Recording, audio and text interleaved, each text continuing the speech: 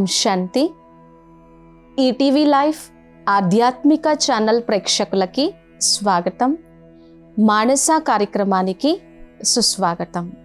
అందరికీ కావలసింది సంతోషం. అందరూ ఎప్పుడూ కూడా ఆనందంగా ఉండాలనే కోరుకుంటారు. అందుకనే ఈ ఆనందం కోసం పరమానందం, బ్రహ్మానందం ఇటువంటి వర్డ్స్ యూజ్ చేస్తూ ఉంటారు.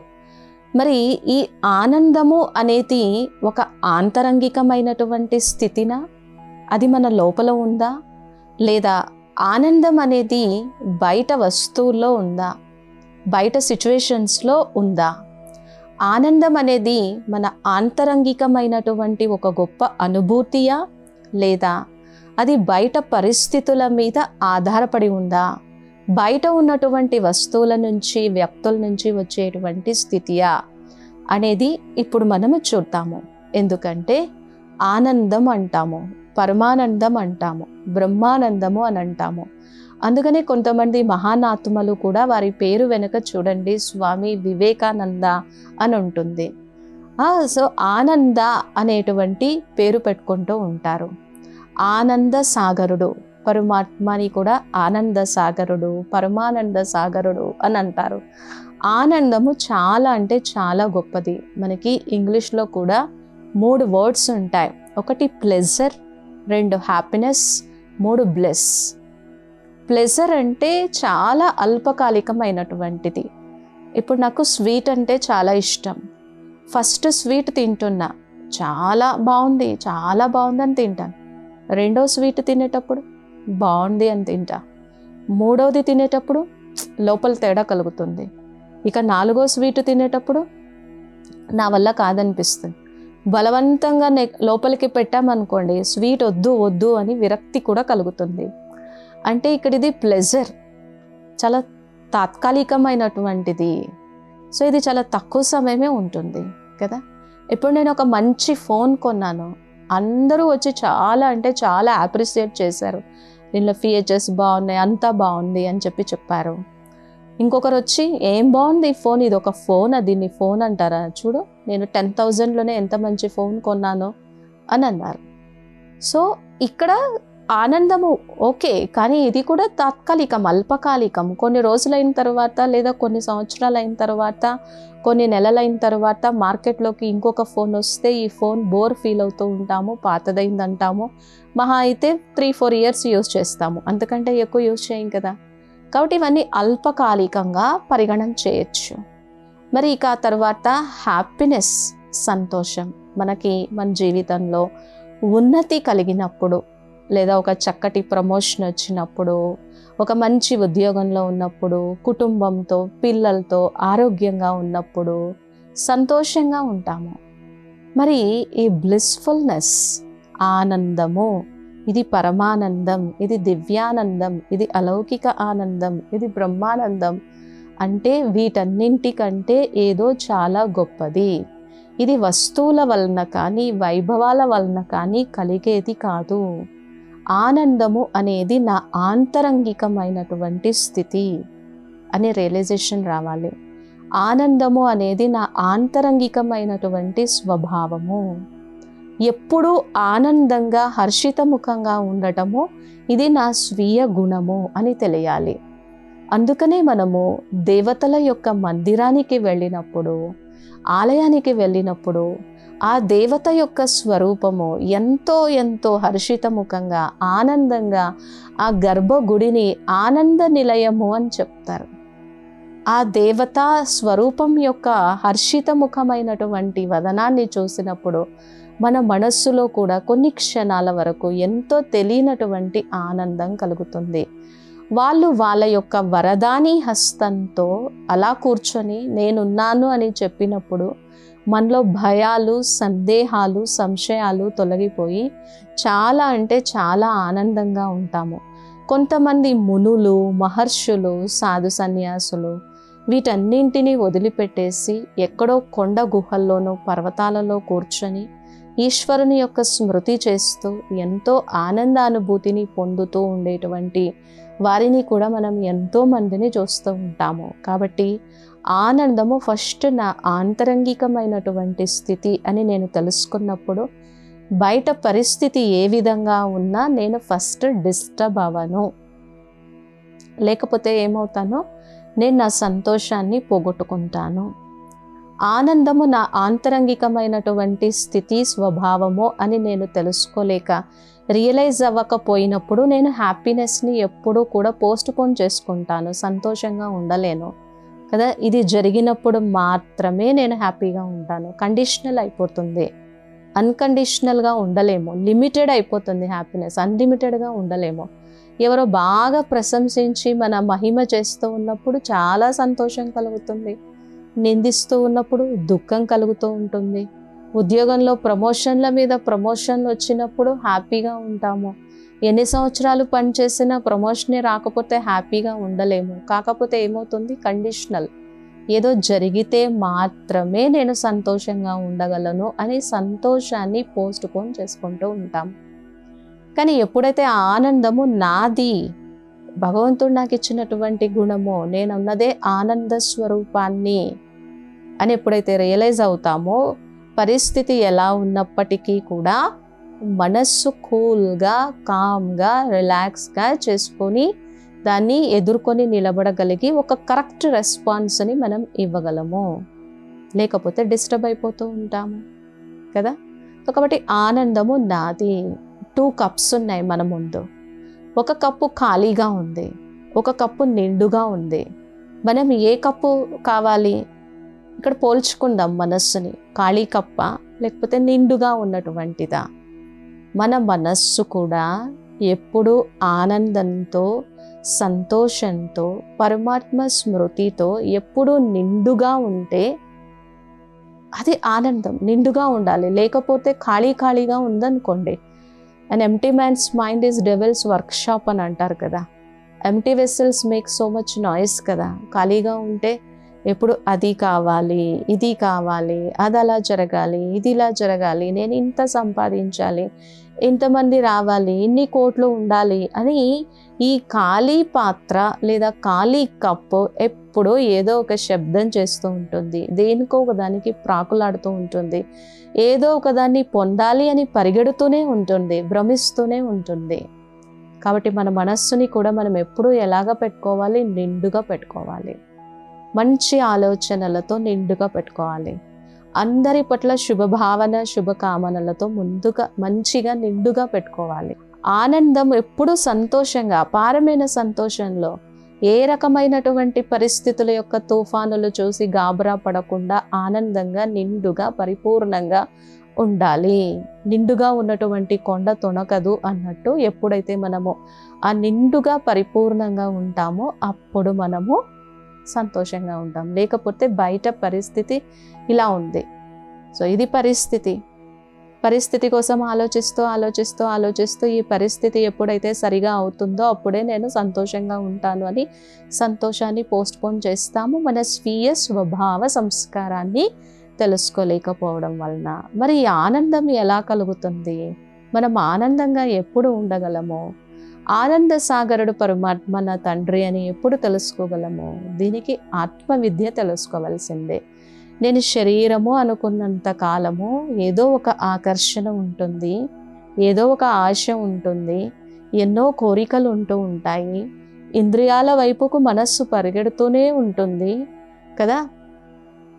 సో నేను ఎప్పుడైతే ఈ శరీరాన్ని నడిపించేటువంటి ఆత్మని అని ఎప్పుడైతే తెలుసుకుంటామో, ఇవి కాదు నాకు అన్ని సుఖాన్ని, సంతృప్తిని ఇచ్చేవి, నాలోనే ఈ ఆనందం ఉంది, నేను నిండుగా, పరిపూర్ణంగా, సంతృప్తిగా ఉన్నాను అని మన స్వీయ స్వభావ సంస్కారంలో ఉండగలము.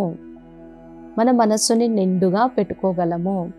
లేకపోతే మనం ఎంతోమందిని ఈరోజు చూస్తూ ఉన్నాం కదా, ఎప్పుడు ఏం చెప్తూ ఉంటారు, నాకు మంచి ఫ్యామిలీ ఇచ్చారు భగవంతుడు, మంచి బ్యాంక్ బ్యాలెన్స్ ఉంది, అన్నీ బాగున్నాయి, కానీ నా మనస్సులో మాత్రం ఏదో తెలియనటువంటి ఒక వాక్యూమ్ అనండి, ఒక ఖాళీతనం అనండి, ఇంకేదో పొందాలి అనేటువంటి ఒక ఫీలింగే తప్ప నేను అన్నీ పొందాను అనేటువంటి ఒక అనుభవం లేదు. అంటే నేను సంతోషంగా లేనని కంప్లైంట్ చేస్తూ ఉంటారు.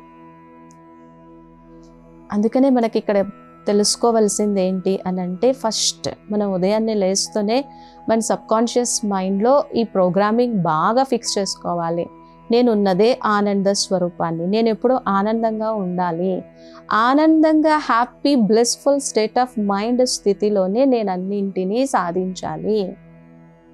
అంతేగాని హ్యాపీనెస్ని, సంతోషాన్ని పోస్ట్పోన్ చేయొద్దు. కొంతమంది మహర్షులు ఎంత ఆనందంగా, ఈ శరీరం పోయినా కూడా ఇంకొక శరీరం దొరుకుతుంది కాలక్రమేణా కాలంలో, కానీ సంతోషాన్ని పోగొట్టుకోకూడదు. అందుకనే సంతోషము, ఆనందము మనిషికి అసలైనటువంటి సంపద, ఐశ్వర్యము. మరి ఈ ఆనందము బయట పరిస్థితి మీద ఆధారపడి ఉన్నది అనుకున్నప్పుడు మనం ఎప్పుడూ ఆనందంగా ఉండలేము. ఇది నా స్వీయ స్వభావ సంస్కారం అనుకున్నప్పుడే ఆనందంగా ఉండగలము. అందుకే చాలామంది రాజులు కూడా అన్నీ ఉన్నప్పటికీ ఏమని కంప్లైంట్ చేసేవారు, నేను ఆనందంగా లేను, సంతోషంగా లేను అని కంప్లైంట్ చేస్తూ ఉండేవాళ్ళు. సో కాబట్టి ఆనందం ఎప్పుడైతే మన జీవితంలో ఉంటుందో అప్పుడు మనం సంతృప్తిగా ఉండగలం. సంతృప్తిగా ఉంటూనే నీ జీవిత లక్ష్యాన్ని సాధించు. కొంతమంది అంటారు, మనం బాగా ఆనందంగా ఉన్నామనుకోండి, సంతృప్తిగా ఉన్నామనుకోండి, మనలో ఒక రకమైనటువంటి సోమరితనం ఉండి ఏమీ చెయ్యలేము అని అంటారు. కాదు, జీవితంలో నువ్వు ప్రతిదీ చేయి, కర్మ సన్యాసం చేయొద్దు, కర్మయోగిగా ఉండు, కర్మలు చేస్తూ పో, కానీ ఆనందంగా చేయి, సంతోషంగా చేయి కదా. మనం తినేటప్పుడు కూడా చాలా ఆనందం, సంతోషం. ఏ పని చేస్తున్నా ఆనందం, సంతోషం. పిల్లలతో మాట్లాడుతున్నా ఆనందం, సంతోషం. ల్యాప్టాప్ ఆపరేట్ చేస్తున్నా ఆనందంగా, సంతోషం. ఒక ప్రోగ్రామ్ కండక్ట్ చేస్తున్నా ఆనందంగా, సంతోషం. ఎవరైనా ఉన్నతిలోకి ముందుకు వెళ్తూ ఉన్నా అసూయ పడకుండా ఆనందంగా, సంతోషం. ఏదో కోల్పోవలసి వచ్చింది, ప్రతికూలంగా ఉండాల్సి వచ్చింది, అయినప్పటికీ మన మనోస్థితిని పాడు చేసుకోకుండా ఆనందంగా ఉండడము అనేది మనము నేర్చుకోవాల్సిందే, ప్రాక్టీస్ చేయాల్సిందే. అది నా స్వీయ స్వభావ సంస్కారము అని అనుకోవాల్సిందే. ఎందుకంటే కొన్నిసార్లు ఒంటరితనం, లోన్లీగా కూడా ఉండాల్సి వస్తుంది. అప్పుడు ఆ ఒంటరితనాన్ని ఏకాంతంగా మార్చుకొని దైవభక్తితో, దైవంతో మన మనస్సుని కనెక్ట్ చేయాలన్నా కూడా ఆనందంగా ఉండాలి. కాబట్టి ఉదయాన్నే లేస్తూనే సబ్కాన్షియస్ మైండ్లో నేను ఆనందంగా ఉన్నాను, నేను ఆనందంగా ఉంటాను, నేను సంతోషంగా ఉన్నాను, నేను సంతోషంగా ఉంటాను, నేను సంతోషంగానే ప్రతి కర్మని చేస్తాను, నేను సంతోషంగానే ప్రతి మీటింగ్ని అటెండ్ చేస్తాను, నేను సంతోషంగానే అందరితో మాట్లాడతాను, నేను ఎప్పుడు ఈ పరమానంద స్థితిలోనే ఉంటాను. నన్ను చూసి అందరూ కూడా ఇన్స్పైర్ అయ్యి ఈ విధంగా ఆనందంగా ఉండాలి అనే తెలుసుకోవాలి, నేర్చుకోవాలి. ఎప్పుడైతే నేను ఇలా ఆనందంగా ఉంటానో నా జీవితంలో ఏ రకమైనటువంటి కంప్లైంట్స్ లేకుండా, ఫిర్యాదులు లేకుండా, ఒక కంప్లీట్నెస్తో, ఒక పరిపూర్ణతతో, ఒక సంతృప్తితో, ఒక నిశ్చింతగా ఉండగలరు.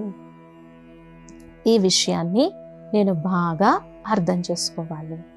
మరి ఈ ఆనందం లేకపోతే ఏమవుతుంది?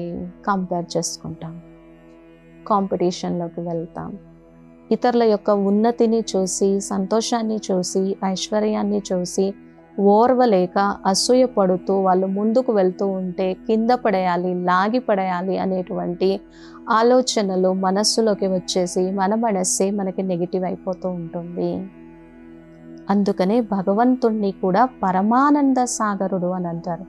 ఇప్పుడు చూడండి, ఇది బయట పరిస్థితుల్లో లేదు. ఇప్పుడు ఎవరైనా ఒక కొత్త ఫోన్ కొనుక్కున్నారు, ఎంతకాలం? కొన్ని రోజులు బాగుంటాం, తర్వాత ఆ ఫోన్ బోర్ అనిపిస్తుంది కదా. ఏదైనా ఒక బాగా మంచి కారు, చాలా కంఫర్ట్స్ ఉన్నాయి, ₹1,00,00,000 పెట్టి కొన్నాం, కానీ ఆ కారులో కూర్చొని ఎన్ని రోజులు ప్రయాణం చేస్తాం? కొన్ని రోజులు ప్రయాణం చేసినా కూడా అన్నీ పట్టుకుపోతాయి, ఫిజికల్ పెయిన్స్ వస్తాయి, చిరాకుగా ఉంటుంది కదా. అంటే దానివల్ల కంఫర్ట్ మాత్రమే ఉంటుంది. అది మనం ఆనందంగా ఉన్నప్పుడు ఆరోగ్యంగా కూడా ఉండగలము. మనం ఆనందంగా ఉంటే ఇతరులకి కూడా ఆనందాన్ని ఇవ్వగలము. కాబట్టి మన మనసు ఎప్పుడూ కూడా నిండుగా, పరిపూర్ణంగా అన్నింటితో ఉండాలి. ఎందుకంటే ఈ మానవ మేధస్సు, ఈ మనిషి యొక్క బుర్ర, ఈ బ్రెయిన్ ఎప్పుడూ కూడా ఏదో కావాలి, ఏదో కావాలి, ఏదో కావాలి అని ఈ పాత్ర నిండదు. ఈ పాత్రలో ఎన్ని పోసినా కానీ ఇంకా కావాలి అనేటువంటి ఒక ఫీలింగే తప్ప, ఒక వాక్యూమే తప్ప ఇది నిండుగా ఉంది అనేటువంటి ఒక అనుభవంలోకి రాము. అందుకని నాకు నేను లక్ష్యం పెట్టుకోవాలి, ఆనందంగా, అపారమైనటువంటి ఆనందంగా ఉండాలి. మరి కష్టం వచ్చినప్పుడు బాధ కలిగినప్పుడు, ప్రతికూల పరిస్థితి వచ్చినప్పుడు కూడా ప్రశాంతమైనటువంటి చిత్తం, ఎక్కువ గందరగోళానికి గురి కాకుండా ప్రశాంతమైనటువంటి చిత్తంతో మనము వ్యవహరించగలగాలి. అప్పుడు మనము ఆనందంగా ఉండగలము, ఆ ఆనంద స్థితిలో మనము ఉండగలము. కాబట్టి ఇది బయట పరిస్థితుల వలన కాదు. బయట పరిస్థితి మీద నా ఆనందం ఆధారపడి ఉన్నప్పుడు నేను ఎప్పటికీ ఆనందంగా ఉండలేను. ఈరోజు నేను ఒక మంచి డ్రెస్ వేసుకున్నా, ఒక మంచి కాస్ట్లీ శారీ కట్టుకున్నా, ఫంక్షన్కి వెళ్ళాను. ఏ ఒక్కరూ దాన్ని చూసి అప్రిషియేట్ చేయట్లేదు, ఇది బాగుంది అని అనట్లేదు. కానీ నేను ఒక ఎక్స్పెక్టేషన్తో వెళ్ళా. ఫంక్షన్కి వెళ్ళినప్పుడు అందరూ చాలా బాగుంది, ఎక్కడ కొన్నావు అని అడుగుతారు అని చెప్పి ఎక్స్పెక్టేషన్తో వెళ్ళా. బాగా జ్యువెలరీ ఆభరణాలు పెట్టుకొని చక్కగా అలంకరించుకొని వెళ్ళాను. ఎవ్వరూ నన్ను చూడట్లేదు. నేను ఎన్నో ఎక్స్పెక్టేషన్స్తో వెళ్ళాను, ఇది బాగుంది, ఇది బాగుంటుంది అని. కానీ ఎవరు నన్ను పట్టించుకోవట్లేదు. సో అప్పుడేమవుతుంది? బాధ కలుగుతుంది, అసంతృప్తి కలుగుతుంది. ఎక్స్పెక్టేషన్ ఫెయిల్ అయిపోయింది కదా. సో కాబట్టి ముందే మన మనస్సుని మనము ఫీడ్ చేసుకొని వెళ్ళాలి. ఎవరు అప్రిషియేట్ చేసినా, ఎవరు నా మీద దృష్టి పెట్టినా పెట్టకపోయినా నేను ఆనందంగా ఉండాలి. ఎగ్జామినేషన్కి వెళ్తున్నాం, అప్పుడు బీపీ కానీ చెక్ చేస్తే ఎంత హై లెవెల్లో ఉంటుంది కదా, లోపల ఎంత టెన్షన్ ఉంటుంది. ఏదైనా తినాలన్నా కూడా దాని మీద దృష్టి పోదు.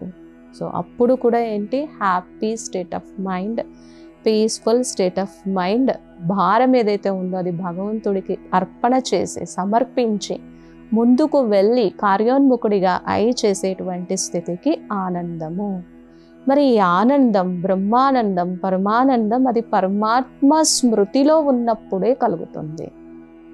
మనస్సుని కొన్ని క్షణాల కోసమైనా సరే రిలాక్స్ చేసి, కామ్ చేసి, భగవంతుని యొక్క దివ్యమైనటువంటి మంగళమైనటువంటి స్వరూపాన్ని చూస్తూ, ఆ నిర్మలమైనటువంటి స్వరూపాన్ని చూస్తూ, తండ్రి సర్వకాల సర్వావస్థ సర్వ పరిస్థితుల యందు నువ్వు ఉన్నావు కదా అనేటువంటి ఆ తోడుని, ఆ బిలాంగింగ్నెస్ని మనం ఎక్స్ప్రెస్ చేసినప్పుడు, కొన్ని క్షణాలైనా ఆయన స్మృతిలో ఉండగలిగినప్పుడే ఆనందాన్ని పొందుతాము.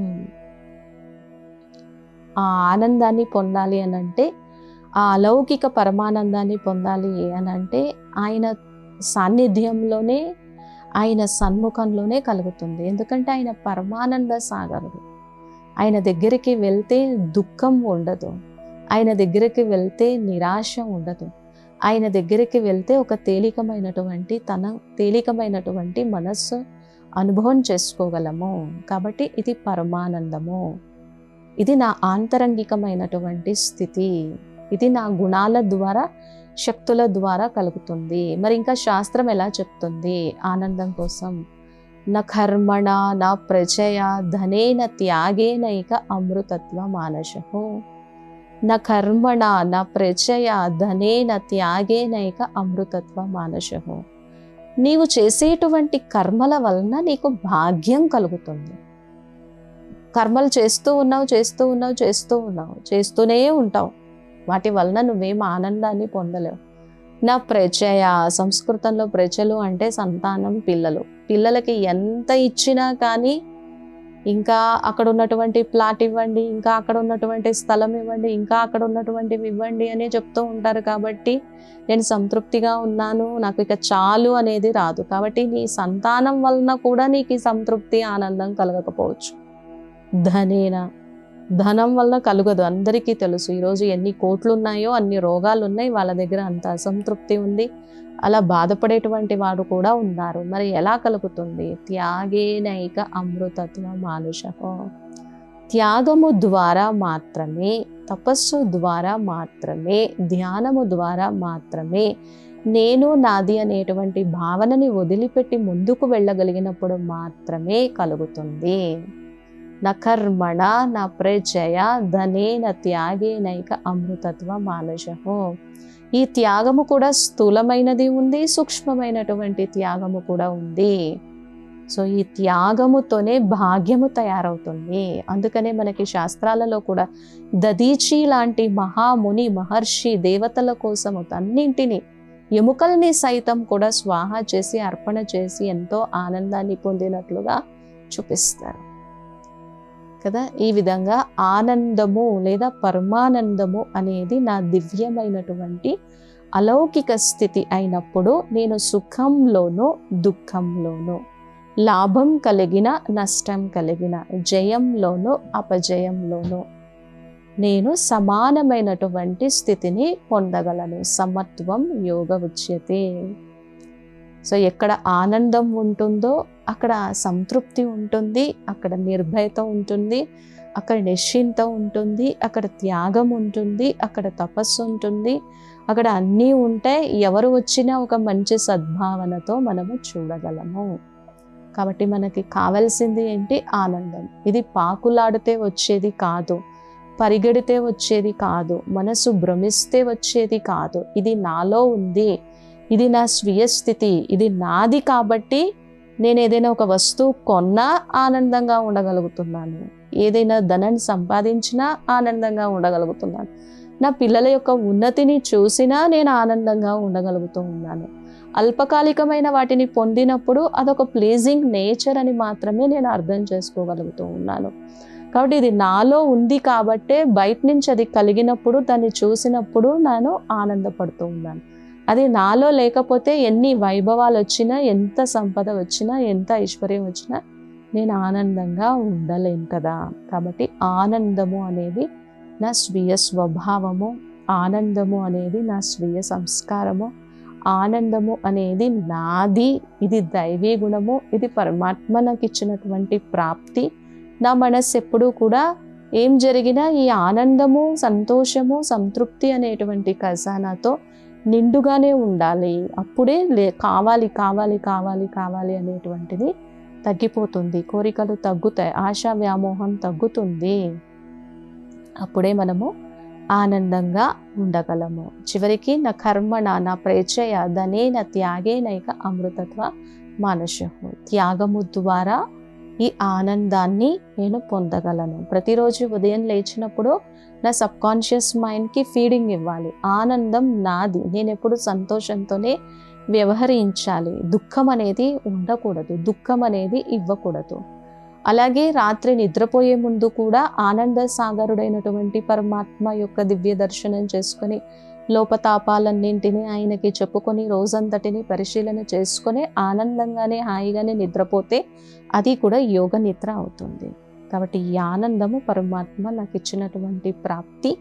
దేని మీద ఫోకస్ చేసి అటెన్షన్ చేస్తామో ఆ ఖజానా, ఆ శక్తి, ఆ వాల్యూ పెరుగుతుంది. నేను ఆనందంగా ఉండగలను. కాబట్టి ఎప్పుడు ఆనందంగా ఉండాలి. ఆనందము నా ఆంతరంగికమైనటువంటి అంతఃకరణ యొక్క స్థితియే, కానీ ఇది బయట పరిస్థితుల మీద ఆధారపడి లేదు. అలా బయట పరిస్థితుల మీద ఆధారపడి ఉంటే నా సంతోషం కూడా చాలా కండిషనల్గా, హద్దుగా ఉంటుంది అనేటువంటి ఒక చక్కటి దివ్యమైన అంశాన్ని తెలుసుకున్నాం. మరొక చక్కటి దివ్యమైనటువంటి అంశంతో నెక్స్ట్ ఎపిసోడ్లో కలుద్దాం.